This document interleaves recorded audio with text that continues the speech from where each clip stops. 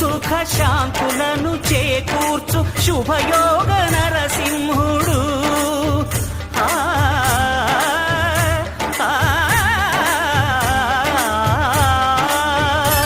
సుఖ శాంతులను చేకూర్చు శుభయోగ నరసింహుడు.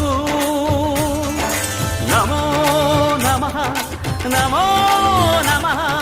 నమస్కరించెను నాలుగు దిక్కులు, నఖముల వెలుగుకు మ్రొక్కెను చుక్కలు.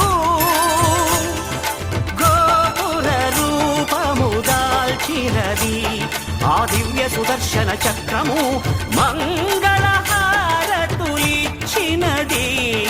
మహాకాల చక్రము.